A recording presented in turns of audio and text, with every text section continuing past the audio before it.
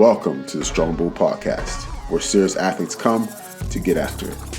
No shortcuts, no nonsense, proven methods backed by real science and training that hits hard. With over 40 years of combined experience, we're here to help you train smarter, lift heavier, and stay ahead of the game. Thanks for listening. What's going on, guys? Welcome back to the Strong Bull Podcast. Thank you guys so much again for tuning in and listening. I'm your host, Dom Dixon, with my co-host, Rob Dela Cruz. We got a really good topic on hand for you guys today. We're talking something that Rob is extremely passionate about, and that is doing complex exercises or movements under fatigue. And should you be doing these under any fatigue in general? Rob, in your experience, man, you've seen a lot with being in that facility for so long and coaching for the last 2 decades. I'm sure your vision for the overall topic has changed. I know your perspective has probably changed coming from a CrossFit background. In your opinion, man, what do you think about doing complex movements under fatigue? Now, I think for general population, it's a bad idea most of the time. But that's coming from someone that I think it's an amazing tool if you can do that.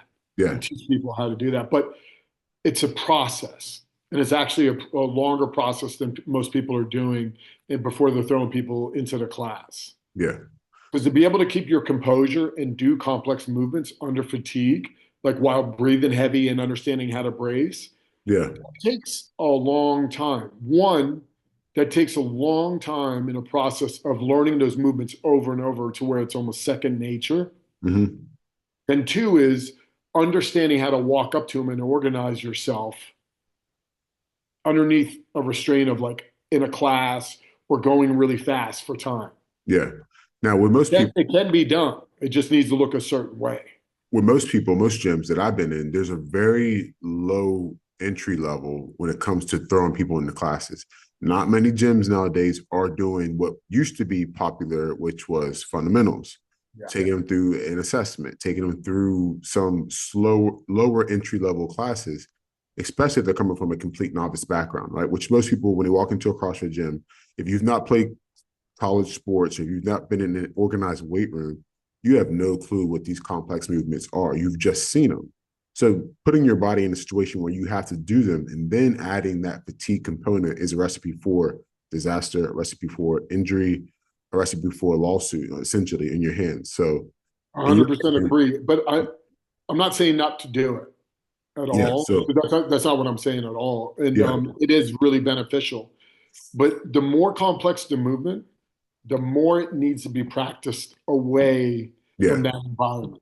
Yeah, absolutely. Less complex the movement. Well, then like for instance, a bike, an air bike. Well, yeah, you can do it in like, I mean, it's fun. You're not going to really mess it up. But the more complex the movement, the more it needs to be practiced. Mm-hmm. And that's away from that. And practicing it is not for time.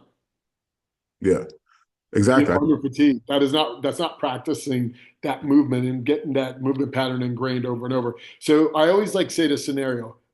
You have a beginning to moderate athlete, and then you have a very advanced athlete. You have a complex movement. Let's say it's a snatch or a clean, but let's say a snatch.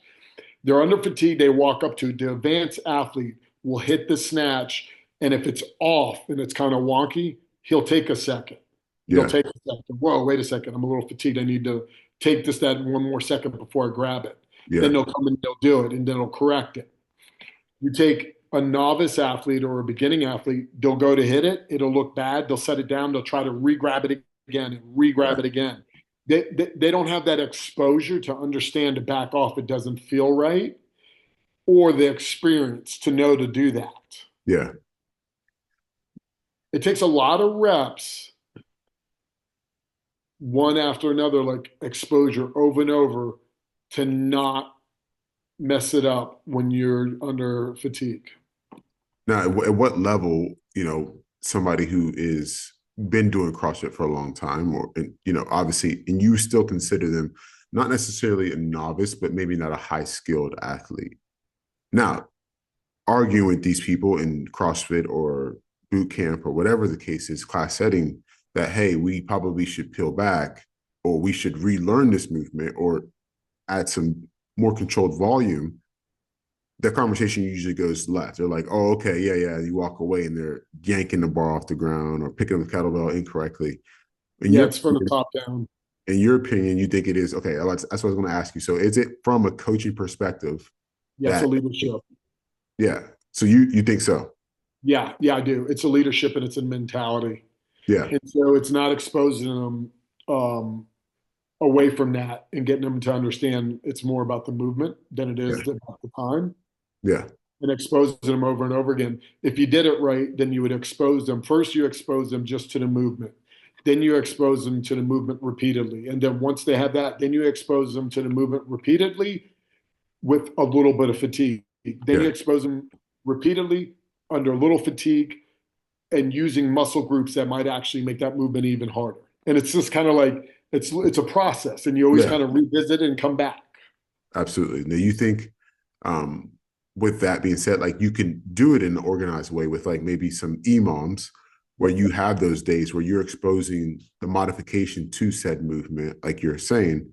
That's usually that's my how my brain works with it. If somebody's practicing, whether that's kettlebell swings or kettlebell snatch, whatever the case is, some of these more advanced movements, I expose them in non-conflicting imams is what I found best in some of these work. Even with the general population that doesn't do CrossFit, I use imams in that way because it does expose them to controlled fatigue that's not compromised for form. It's like Yeah, we're coming off of like a C2 bike or coming off of a farmer's carry where there's not extremely taxing or compromising.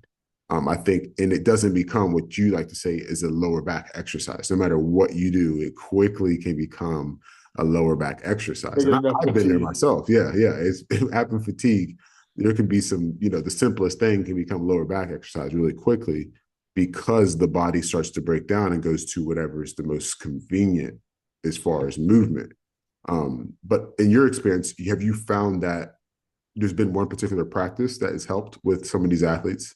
No, I liked what you said about the imams. I mean, I call it repeatability drills, and it's like you start them out with maybe every minute, and then you go to every 30 seconds of a lighter weight, and then you go Mhm. to every 20 seconds of a lighter weight, and then every 10 seconds, and you teach them how to be able to repeat something over and over precisely, Yeah. over and over, and that disingrains them. But just it's basically what you said. I like that.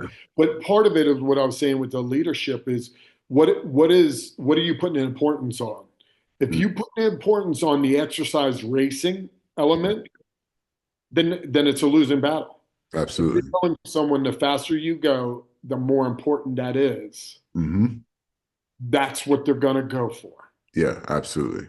And What when you expose them to that all the time, you can talk to them until you're blue in the face, but you taught them something else than what you're yeah. telling them. Now, with you, what do you think is a good exercise you can actually perform repeatedly under fatigue? It doesn't matter what, like, it doesn't have to be complex, but what exercise would you say that you don't mind doing under fatigue? I mean, if it was taught right, I don't mind any of them. Well, in To be the honest with you, perfect like, world, yeah, I yeah, mean, if it was taught properly and they had enough exposure and they were mature enough in understanding how to like walk up and pace properly, yeah, then all the exercises could be. absolutely, Um, but I would tend to try to lean people away from the Olympic lifts a lot. yeah, absolutely, yeah, Those things are really complex, and that's coming from a person that uses them quite a bit yeah, in workouts. But when you do use them in workouts, or is it inappropriate amount of volume as far as like reps? yeah, And are you using them in the workout where you're making it really hard because you're using other exercises that are going to fatigue yeah. the So muscles that are needed to use and stabilize? Like there's yeah, a number looking of ahead. ways. So it's the programming too. Yeah, like looking ahead in the program, I think, or looking ahead in the workout is like what there's times where I think you can do like conflicting movements that aren't harmful, right? Like you can do Yeah. some shoulder heavy workouts or like posterior chain heavy workouts, right? With the proper amount of volume. But I think what happens is we see a lot of people doing conflicting exercises with no rhyme or reason. It's just kind of like this is a recipe for injury, like or overuse or something crazy happening in these movements and these workouts. And I think that's where my biggest issue is with places like CrossFit or F45s that just kind of just throw as much difficulty as they can in each and every workout. Yeah, I mean, you can whatever the latest franchise is like cross, like whatever it is, but it has like what looks cool for a really high level athlete to do and have to deal with Mm-hmm. can become really dangerous for general population. Yeah. And when you mimic it and you try to like do the same thing, like for instance, a lot of handstand push-ups, and then you're going into full snatches. Well, the shoulders need to stabilize, so now that's going to Yeah. become an issue. I'm Yeah. not sure any general population should technically do that, and or something. Then the handstands could become dangerous Yeah. because it's falling on their head. So it's Yeah. just being smart with the programming. Like all the exercises are great, but it's about how you lay out that programming too. Yeah. Absolutely. I agree. So yeah, in a nutshell, guys, what we're saying is, you know, there's no fault in doing some complex movements under fatigue, but the fault comes into doing them without having practice, without having, exposure and having, certain amount of controlled volume before stepping into this practice of fatigue, like a 3-2-1 go, 21-15-9 handstand push-ups and squat snatches. You're probably going to have an injury for the general population. So, And the thing is, I wanted to get into because you just reminded me when you're talking. So the conversation would go to they would talk to someone. We'll yeah, scale the workout. yeah, Well, yeah, I know that sounds good, yeah, but that's not a new concept. I no, remember regression or progression when I was in high school, which was a long time ago. yeah, The coach would say either regress if you can't do it right, and if you can and it's easy, progress. So we mm, that's been out a long time. yeah, Yeah, you can scale it, but for the most part, it's just a good idea not even to put it up and have most of those no, people do it. yeah, absolutely. I agree. I think it was Chris Spieler said one time talking about people who do RX plus Yeah. versus scaled. And it's like if you have an RX plus, then your RX isn't correct, isn't accurate, isn't optimal, is what he said. Is if you have an RX plus option, then your RX option, your prescription is not optimal, meaning that people can't even do that. So why are they doing it? You know what I mean? So that's why I always look at it. I'm like, why do you need an RX plus? Does that mean the workout you already programmed is not good enough to add more to it? The good athletes know you can make any workout hard, just like you can make any workout easy. It's pretty simple. So why are you having all these different options? But Yeah, because and then you have all the arguments of like they can not only scale it, but they could go ahead and you can change it for individuals. They don't put up weights. They let the people pick weights on percent. I mean, you could do all that. And yeah, yeah, and that all work kind of, but it has a lot more to do with how much emphasis are you putting on the exercise racing. yeah, If you're absolutely. not putting a lot of emphasis on it, then people are tend to do it a little better Yeah, when they don't believe it's so important yeah, how fast they are. yeah. I I always thought there should be a score for not only the time, mhm. but how good did you look. Oh yeah, for sure. An aesthetic score. That's my kind of score. Yes. Yeah, I agree. I think I said that to somebody at one time. I was like, if I owned a CrossFit gym specifically, every workout would be not for time, but for quality. That's what it would be like. What was your quality today? Like grade yourself on a scale of 1 to 10 or 1 to 5 or whatever, and that's your score today. Like no more times, and every workout would be percentage based. This would be this much percentage of your 2 rep max or 1 rep max.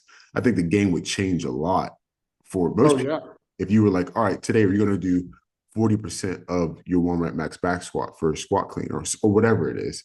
I think you would see a lot of the egos be checked at the door because there would be no more racing. The competitiveness would be out of the question. It would be, pretty much optimal performance, optimal results as well. But, that's what happens when, the masses are a little blinded and stuck in their ways, but that's all right. We can't change that. So, but yeah, guys, thank you so much for tuning in today. Catch us on the next episode of the Strong Bull Podcast.